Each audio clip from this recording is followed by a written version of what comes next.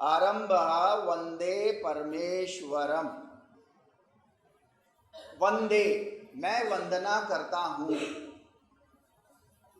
देखिए, संस्कृत जुबान आम तौर से अब हमारी कॉमन आम जनता में प्रचलित नहीं है, ये चलती नहीं है।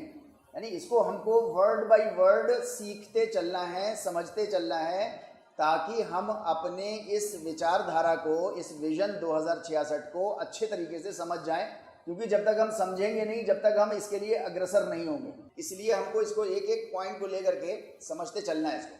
तो वंदे मतलब मैं वंदना करता हूं। अभी सिर्फ इतनी बात कर रहे हैं हम लोग, मैं वंदना करता हूं। वंदना मतलब वो मैंने आपके सामने कुछ जो है उसके मीनिंग्स लिखे हुए हैं। वंदना मतलब अभिनंदन, वेलकम जिसको हम और आप बोलते हैं। प्रशंसा, किसी की तारीफ बयान करना।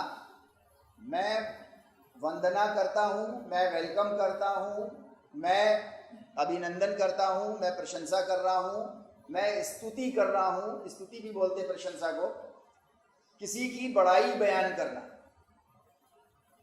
वंदना में ये एक चीज बड़ी इंपॉर्टेंट है। बड़ाई मतलब ऐसे नहीं कि आपने सिर्फ उसका स्टेटस देख करके, जो दुनियावी स्टेटस से, फॉर एग्जाम्पल किसी को आपने देखा एमपी, किसी को देखा प्रोफेसर, किसी को देखा आपने कुछ और आपने उसको जो है वो उसकी बड़ाई बयान कर दी, नहीं, बल्कि उसके अंदर आपने कोई खासियत देखी, उसके अंदर या उसके कामों में आपने कोई विशेष चीज देखी और आपका दिल ऑटोमेटिकली अपने आप अंदर से पुकार उठा तो उसकी तारीफ के लिए, उसको बोलते हैं स्तुति करना। तो स्तुति ऐसे बयान करना कि उसकी विशेषता के ऊपर, विशेषता के ऊपर आपने ऐसे ध्यान लगाया, उसकी कुछ ऐसी चीजें आपने देखी कि ऑटोमेटिकली, कुदरती तौर पर, स्वाभाविक रूप से आपका दिल जो है वो अपने आप पुकार उठा कि नहीं, ये वाकई बड़ा है। उसको बोलते हैं वंदना। फिर उसके बाद उचित व्यवहार करना, जिसको संस्कृत जुबान में कहते हैं पूजा। जिसके साथ जैसा व्यवहार करना चाहिए वैसा व्यवहार करना। हम लोग शब्दावली में जब आएंगे, यौगिक शब्दावली में, तो वहां पर लेकर के आएंगे पूजा, उपासना। जमीन आसमान का फर्क है दोनों शब्दों के अंदर, लेकिन अभी हम लोग इंटर रिलेटेड उसको इस्तेमाल करते हैं, आम जनता करती है। भारतीय संस्कृति में इस वक्त हम करने लग गए हैं। इसका यूसेज, इसका इस्तेमाल, प्रयोग जो है वो बिल्कुल ऑल टुगेदर डिफरेंट है। तो वंदना, मैं वंदना करता हूं। वंदे परम ईश्वर। परम ईश्वर को जब हम मिला देते हैं आपस में तो वो हो जाता है परमेश्वर। परम ईश्वर, परम कहते हैं सबसे उच्च, या इसको आप हिंदी में और थोड़ा उसमें बोलिए सर्वोच्च। सर्वोच्च, सर्व कहते हैं सबसे, सर्व कहते हैं सबसे, सबसे ऊंचा, तो दैट इज परम। और ईश्वर कहते हैं ताकत वाला, बेइंतहा जिसके पास, लामहदूद जिसके पास ताकत हो, उसको जो है वो ईश्वर कहा जाता है। भारतीय संस्कृति में ऊपर वाले के लिए, यहाँ पे एक बात मैं क्लियर करता चलूँ, भारतीय संस्कृति में ईश्वर वर्ड भी इस्तेमाल होता है और परमेश्वर भी इस्तेमाल होता है। देखिए, हर चीज़ हम लोग स्टेप बाय स्टेप, अगर रिपीटिशन की ज़रूरत पड़ेगी तो हम लोग रिपीट कर लेंगे, उसमें कोई दिक्कत की बात नहीं है।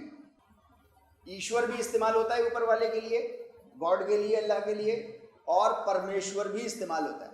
दोनों के इस्तेमाल में फ़र्क क्या है? देखिए, कहीं पे भी अगर हमको एक ही चीज़ के लिए अगर दो वर्ड्स मिलते हैं तो इसका मतलब ये है कि उनके मीनिंग ज़रूर अलग अलग होंगे। ये अलग बात है कि हमको और आपको ना पता चलता। भारतीय संस्कृति में ईश्वर और परमेश्वर दोनों में फ़र्क क्या है? दोनों में फ़र्क इस्तेमाल का है। कभी कभी ऐसा होता है, मोर देन 99.9%, इसको आप लोग याद रखिए, मोर देन 99.9% ईश्वर जब भी बोला जाता है तो मतलब ऊपर वाला। लेकिन 0.1% चांस ऐसा भी होता है कि कभी कभी जुबान से या तो फिसल जाता है या जोश में निकल जाता है नीचे वालों के लिए ईश्वर वर्ड, कभी कभी 0.1% लेकिन चांस है वो। जैसे फॉर एग्जाम्पल लंकेश्वर, लंका का ईश्वर, लंका का बहुत ज्यादा ताकतवर। रावण को जो है वो लंकेश्वर के नाम से भी पुकारा जाता है। जैसे वानरेश्वर, हनुमान जी को वानरों का ईश्वर, वानरों में सबसे ज्यादा ताकत वाला। लेकिन ये आम अल्फाज नहीं है, ये बोलते बोलते या तो जुबान से फिसल जाते हैं या बोलते बोलते जोश में जो है वो इस जुबान से निकल जाते हैं।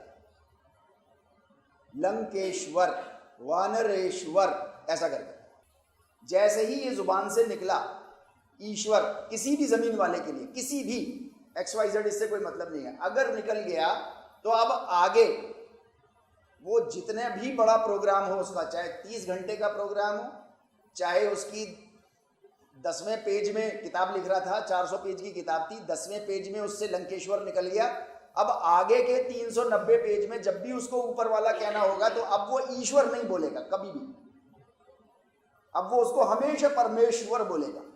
ये इतना भारतीय संस्कृति में इतना ख्याल रखा जाता है ऊपर वाले में और नीचे वाले में फर्क में। मैं अपनी बात समझा पा रहा हूं आपको? परमेश्वर और ईश्वर देखने में, बोलने में, सुनने में एक से लग रहे हैं, लेकिन इनका इस्तेमाल एक सा नहीं है। आप पूरे प्रोग्राम में ईश्वर ईश्वर बोलते रहिए, ऊपर वाले को बोलते रहिए, शुरू करिए ईश्वर पे और ख़त्म करिए ईश्वर पे, किसी को कोई ऑब्जेक्शन नहीं होगा, किसी को कोई ऑब्जेक्शन नहीं है भारतीय संस्कृति में। लेकिन अगर आपने नीचे वाले किसी के लिए भी अगर ईश्वर बोल दिया गलती से या जोश में या जैसे भी जानते बूझते, तो अब आगे जो बोलेंगे तो वो हमेशा परमेश्वर के नाम से उसको पुकारेंगे।